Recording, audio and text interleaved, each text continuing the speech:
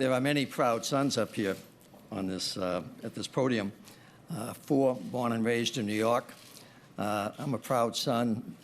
Grew up in Dorchester, Massachusetts, with 2 of the best parents any person could have ever have hoped to have had, Bill and June Bratton. And I really wish that they could have been here to see this day as I continue my odyssey. And they helped to shape it and frame it. But I'd like to think of myself, like half of the population in New York City, as a proud adopted son of this extraordinary and great city, and one that I have been pleased and privileged to have now, on 3 different occasions, have worked very hard to make a safer place for all of us, adopted or otherwise. Before I begin my prepared remarks, I'd like to certainly make a few thank yous at an appropriate time. First and foremost, to my lovely wife, Vicki Kleeman, who once again upset her life to allow me to pursue the passion of my life. And that passion is policing and its importance to all that is good in America. And so 31 months ago, once again, she allowed me to respond to the great offer that was being made to me by this great mayor. So Ricky, my love, thank you. It's been quite a ride and will continue to be one. There are many to thank in this room, and certainly here at the podium, you see 4 of those. The mayor talked about a team, and I thank him for moving as quickly as he did to recognize after 31 months of exposure that we are a team at the NYPD. But we have a team that effectively has the ability to grow, expand, and move on. And it's now time for me to move on. But with his appointment of Jimmy O'Neill and Jimmy's appointment of Carlos and the continuation of the extraordinary Ben Tucker, this city, this department, will have a seamless transition. And there has never been a time in American policing history when that is more important than now. Because as we go forward and face the crises of race in America, crime in America, fear of terrorism, and in the midst of the turmoil of this presidential election, there is no police department in America that will be better prepared to face all that we are going to have to face in the future. Again, before my prepared remarks, I'll continue with those thank yous to this mayor, this extraordinary mayor that has been truly a partner, a friend, and a leader, that we have bonded together. I have often said that we are seamless, that we have a passion for what government can do, what policing can do, and I think collectively, he and I, me sharing the vision that he has, and he's sharing the vision I have, and surrounding ourselves with people who add to that vision, I think we have, in fact, over these 31 months, done so much, and I'll speak more in a few moments on that. So, Mr. Mayor, thank you for all that you do, your friendship, and that friendship will continue. One of the great things about leaving this time was that 20 years and 4 months ago, I stood at this podium with another mayor, another team at that time, the late, great Jack Maple, the extraordinary Jack Maple, John Timoney, who is now battling cancer, unfortunately, John Miller, and a few others. And the mayor and I exchanged gifts. Mayor Giuliani at that time, one of the gifts he gave me was a key to the city. Didn't tell me he had already changed the locks. So for the next 20 years, I was locked out in some respects of this city and this police department. And when I came back, the mayor gave me a new key that allowed me to come back into the city I love, and particularly the police department that I love and have such a passion for. So, Mr. Mayor, thank you for that. There's several people in this room that I certainly have to acknowledge, and I can't acknowledge them all because there were so many. But some are known to you, some are not. One known to only some of you, Bob Wasserman, who's hiding in the background, as he always does. 40 years ago, Bob, as Chief of Operations for the Boston Police Department, took a young sergeant, an aspiring young sergeant, and began moving me up the rungs of leadership in the American police profession, exposed me to so many outside ideas. The term neighborhood policing was created by him. The neighborhood policing model that we created together in Boston, which is now being modeled here in New York by Jimmy and Carlos, that Bob, in many respects, is an unsung hero of American policing. He's been with me every step of the way for these 40 years. So, Bob, I cannot thank you enough for all that you've done for me. John Miller, who will also continue as Chief of Counter-terrorism Intelligence, thank God. because there's no person better prepared to help protect this city and this country. And Jimmy has already had that conversation with John, and John will basically also agree to stay on. So much of the team, and there are many in the room here, and again, I cannot acknowledge all of them, I think will also, because of the close bond that we have, and I have tried to build a team, not a team of rivals, but a team that share a vision. And Jimmy certainly has surrounded himself with others that he will bring into the mix to strengthen what we already have. There are so many to thank that, and I can't belabor it this afternoon. I will do that personally and individually with so many who are in the room and others who are not. When I came back to the NYPD just over 2.5 years ago, I had a mandate. I had a mandate from this man, this mayor.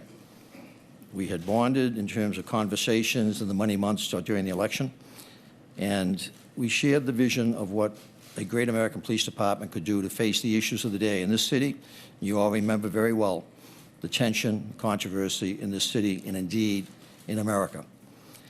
To build upon a foundation that was begun more than 20 years ago, that was the shared vision, when I, along with Jack Maple, John Timoney, John Miller, began to apply a new kind of science, a new kind of rigor to policing, one that said that cops count, police matter. And I believe that deeply.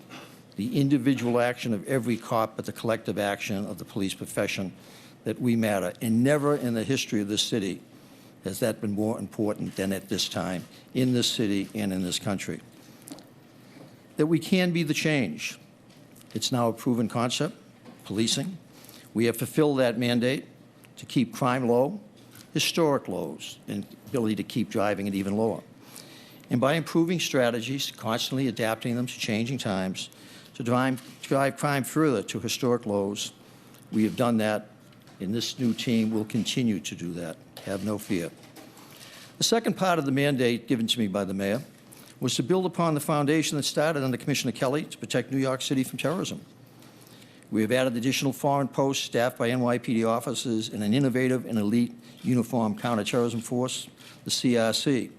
More than 500 cops, highly trained, deployed, trained, and ready to respond to any terrorist attack in a way that no other city can, within 5 to 7 minutes of any event. Great thanks to John Miller for all that he gave up to come back into public life once again, and for all that he has contributed over these last now 3 years and will continue to contribute. You may want to look back to the announcement of his appointment 3 years ago. A number of you in this room belittled that appointment, belittled his experience, his expertise. Well, I think John has proven you all wrong. He is one of the most respected people in the world today on that issue, and you should feel yourself very lucky that you have him and you get to report about him. The third mandate was to improve the safety and preparedness of our officers. I look back to the poor training I received as a young officer and how on so many occasions it jeopardized my life and the life of others. Bob Wasserman began to impress upon me the importance as director of the Boston Police Academy, the need to train people properly. And we have shown over these 30-some-odd months, the mayor and I, our commitment to that, and along with the city council. They are now better equipped, our police officers, and better protected than at any other time in history, and arguably better than any other police department in America. Whether it's the new police smartphones that allow them access to criminal records, wanted flyers, or photos of missing children, or the new escape masks that will soon be issued to all of them to protect them in chemical or biological attacks, but also smoke from fire, or the new heavy vests and ballistic helmets and ballistic doors and ballistic windows on our vehicles. We have made it clear that we will seek out the best that we can acquire and purchase to ensure the safety of our officers so they can ensure the safety of each and every one of you. The 8.5 million people who live here, the 3 million people who come in here every day to work, and the 60 million tourists who come here to experience the greatness of this American city. The mayor and I care, first and foremost, about the safety of those that we count on to keep us all safe. The fourth mandate has been the most challenging because it's about more than strategy and unlike equipment or headcount. Let me speak briefly to that. For the first time in 12 years, this mayor, this city council, increased that headcount. by 1,300, but also by hiring 600 additional cadets, by the hiring of hundreds of more civilians that allow us to put many more police officers back into the field, to staff the CRST, to staff the SIG, to staff the neighborhood policing that Carlos and Jimmy are so committed to. Couldn't have done it without his support and leadership and that of the council supporting us. Additionally, if you add up all that has been given to this police department over these last now 2 years, not over 30 months, but 2 years, comes to about $1.9 billion.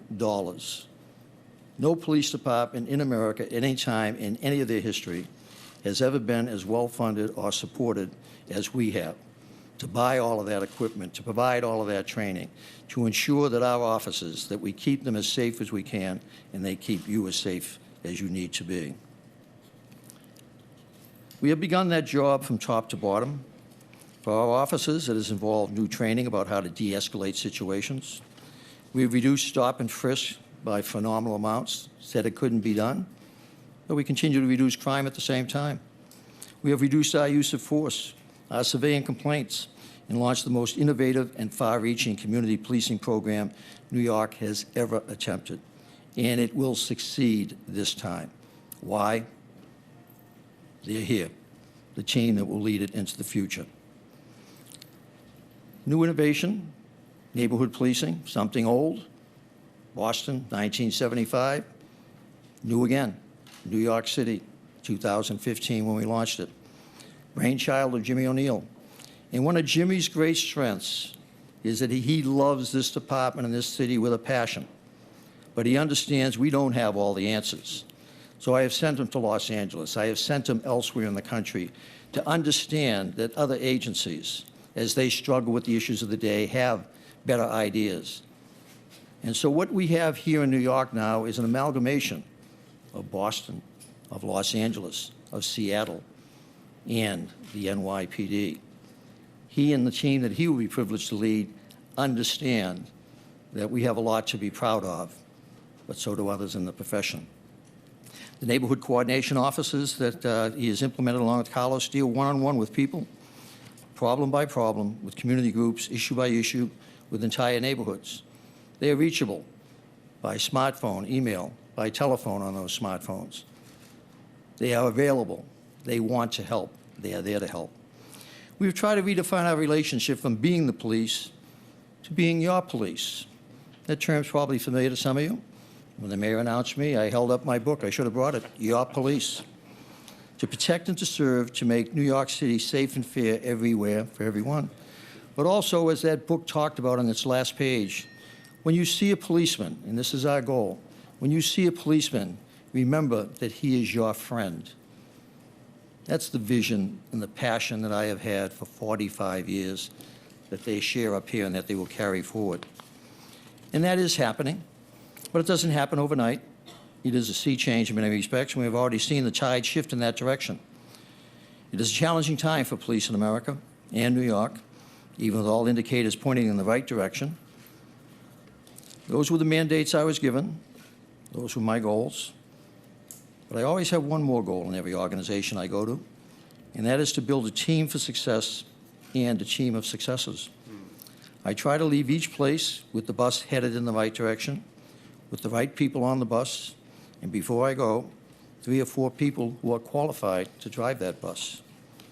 Abraham Lincoln was famous for surrounding himself with people he thought were smarter than he was, because he knew they would make him and his government and his people and his nation better. I have, throughout my career, I believe, surrounded myself with the best and the brightest to form a team that can lead any organization that I've been privileged to lead, and I have had many, and now twice this magnificent organization. I cannot thank the Mayor of New York enough for his confidence in the team that he has worked with over these past 3 years to understand the importance of a seamless transition. And today, you have seen that. So, Mr. Mayor, thank you.